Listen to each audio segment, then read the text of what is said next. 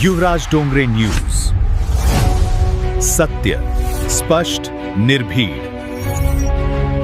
21 जूनला होणार पुन्हा नीटची परीक्षा। विद्यार्थ्यांसाठी खुशखबरी आहे, तर लागा अभ्यासाच्या कामाला। हा व्हिडिओ सविस्तर बघा। 21 जूनला नीटची परीक्षा पुन्हा होणार, गव्हर्नमेंट सरकारचा निर्णय आहे। तर हा व्हिडिओ सविस्तर बघा। नवीन असाल तर लाईक आणि चॅनलला सबस्क्राईब करायला विसरू नका। तुम्हाला माहितच आहे 3 मेला पेपर फुटी झाली होती आणि आपल्या महाराष्ट्रात पुरा भारतभर विद्यार्थ्यांनी आंदोलन केलं, मोर्चा काढला आणि कुठल्या विद्यार्थ्यांनी आपलं स्वतःचं जीवन संपवून टाकलं। कारण तुम्हालाही माहित आहे त्या परीक्षेची फी 2 ते 3 लाख रुपये राहते। त्याचे क्लासेस, त्याचे रूम भाडं, शेतकऱ्याचे मुलं असतात, नोकरदाराची मुलं असतात। तर विचार करा, हा नीटचा पेपर फुटल्यामुळं भरपूर विद्यार्थ्यांचे नुकसान झालेले आहे। मित्रांनो, त्यांच्या स्वप्नाचा चकनाचूर झालेला आहे। पण आता हे सरकार त्यांच्या स्वप्नाचं चकनाचूर होऊ देणार नाही। आता 21 जूनला आता पुन्हा नीटचा परीक्षा होणार। मित्रांनो, हे 3 मेला पेपर फुटी झाली, त्याच्यामध्ये जे आरोपी होते त्यांना सरकारने तुरुंगात टाकलेला आहे आणि सीबीआय सीआयडी चौकशी करत आहे।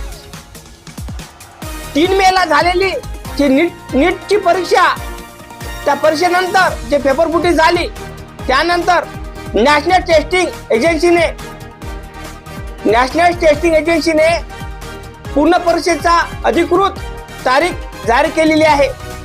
21 जून 2024 पेपर होणार, दुपारी 2 वाजतापासून तर 5 वाजेपर्यंत। मित्रांनो, विचार करा, आपल्या शेतकरी मुलांसाठी आणि विद्यार्थ्यांसाठी गुड न्यूज आहे। भारत सरकारने हा निर्णय मोठा घेतलेला आहे।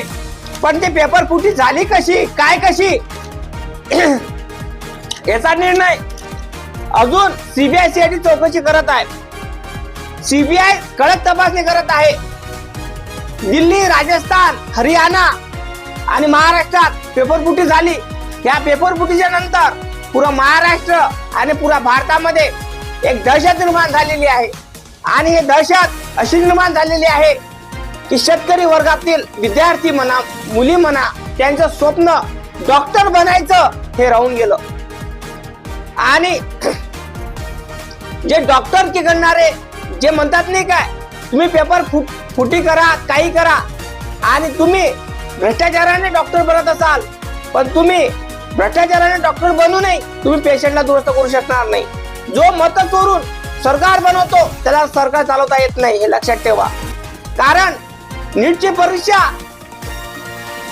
पेपर फुटी त्या झाल्यामुळं, नीटच्या परीक्षेची पेपर फुटी झाल्यामुळं आपल्या भारतातील विद्यार्थी टेन्शनच्या पायी, विद्रोहाच्या पायी, खर्चाच्या ताणतणावाच्या पायी त्यांनी स्वतःची जीवनयात्रा संपवून टाकली। समजू शकता तुम्ही, आपल्या महाराष्ट्रात, आपल्या भारतामध्ये असे कारण का होऊन राहिले? जेव्हापासून मोदी सरकार आलं तेव्हापासून अशा घटना होऊन राहिल्या।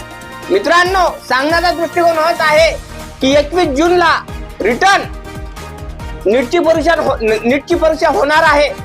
तर माझ्या महाराष्ट्रातील, भारतातील विद्यार्थ्यांना नाराज होण्याची काही गरज नाही। दुबारा तुम्ही देऊ शकता आणि 12 तारखेला, जूनच्या 12 तारखेला तुम्हाला तुमचं ओळखपत्र, तुम्हाला आयडेंटिटी कार्ड तुमचं मिळणार आहे।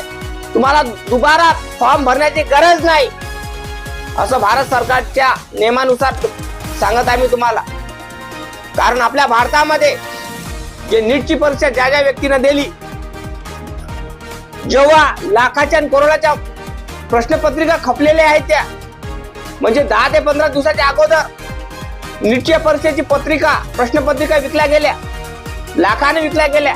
तर विचार करा, नीटच्या परीक्षेचा जो प्रमाणपत्र आहे, परीक्षेचा प्रश्नपत्रिका आहे, ती विकली कोणी विकली असेल अजूनही हत्या नाही, पता नाही। सीबीआय चौकशी करून राहिली आणि होणार पण नाही, माहित होणार पण नाही। पण गोष्ट इथं संपत नाही। आपल्या भारतातील जे विद्यार्थी आहेत त्यांनी स्वतःचं जीवनयात्रा संपवली, त्यांचा जीव कोण भरून देणार हे माझं मत आहे। तुम्ही 21 जूनला दुबारा तर घेऊनच राहिले पेपर, पण ज्यांचे जीव गेले त्यांचं काय? बरोबर नाही काय? त्यांच्या जीवेला हानी झाली, त्यांच्या परिवारातला मुलगा या मुलगी गेली, तर त्यांच्या परिवाराचा मुलगा मुलगी गेल्यावर काय होणार? माझं प्रशासनाला माझं एकच म्हणणं आहे, तिला भाऊ असेल, बहीण असेल, आई असेल, का बाबा असेल, तर त्यांना सरकारी नोकऱ्या द्यावे हे माझं मत आहे. काय वाटते तुम्हाला? नक्की कमेंट करून तुम्हीच सांगा.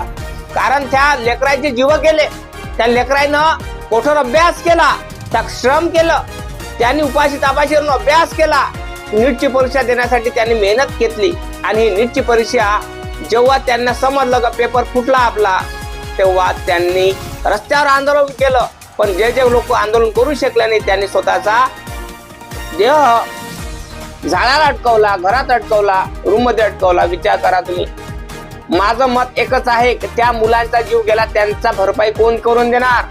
तर तुमच्या घरामध्ये, ज्या मुलाच्या घरामध्ये घरातल्या मुलाचा जीव गेला असेल, त्या घरातल्या लोकांना, बहीण असो, काकू, आई असो, बाबा असो, रक्ताच्या नात्यातले असो, त्यांना नोकरी द्यावं, माझं समत आहे सरकारला. तुम्हाला काय वाटते? नक्की कमेंट करून तुम्हीच सांगा. जय भीम, जय शिवराय.